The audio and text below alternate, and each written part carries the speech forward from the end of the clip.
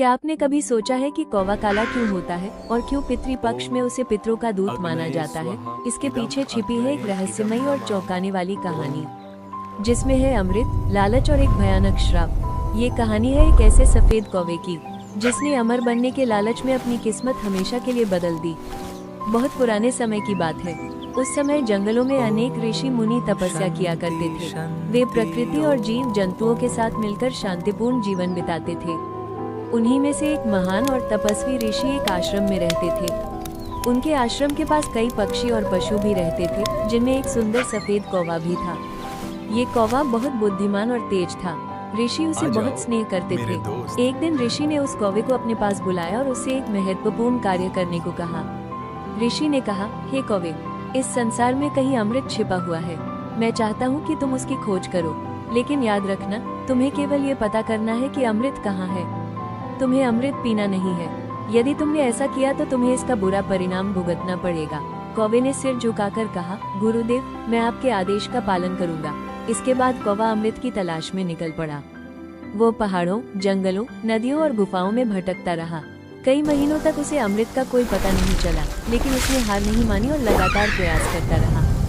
लगभग 1 वर्ष की कठिन मेहनत के बाद आखिरकार उसे अमृत का स्थान मिल गया। जब उसने अमृत को देखा तो उसकी चमक देखकर वो हैरान रह गया। तभी उसे अपने गुरु की बात याद आई कि उसे अमृत नहीं पीना चाहिए, लेकिन सामने अमृत देखकर उसके मन में लालच जाग उठा।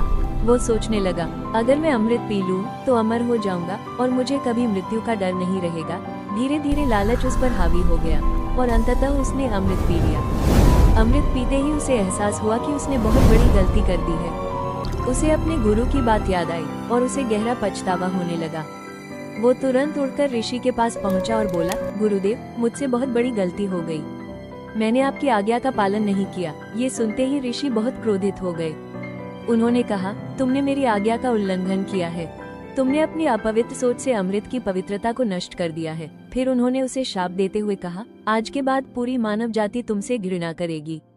हर जगह तुम्हें अशुभ माना जाएगा। लेकिन फिर ऋषि बोले, क्योंकि तुमने अमृत पिया है, इसलिए तुम्हारी स्वाभाविक मृत्यु कभी नहीं होगी। तुम्हें कोई बीमारी नहीं होगी और न ही बुढ़ापा आएगा। तुम्हारी मृत्यु केवल आकस्मिक रूप से ही होगी। इसके बाद ऋषि ने कहा, आने वाले समय में लोग तुम्हें सम्मान भी देंगे।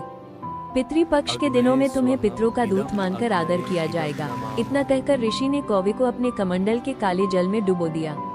जैसे ही कौवा बाहर निकला, उसका सुंदर सफेद रंग काला हो गया। वो उड़कर दूर चला गया और तभी से संसार में कौवे काले हो गए। आज भी पितृपक्ष में कौवे को पितरों का दूत मानकर उसे भोजन अर्पित किया जाता है। तो दोस्तों, इस कहानी से हमें ये सीख मिलती है कि लालच हमें गलत रास्ते पर ले जाता है और बड़ों की बात न मानने का परिणाम हमेशा बुरा होता है। अगर आपको ये कहानी पसंद आई हो तो वीडियो को लाइक करें, अपने दोस्तों के साथ शेयर करें और कमेंट में जरूर बताइए कि आपको इस कहानी से क्या सीख मिली। ऐसी ही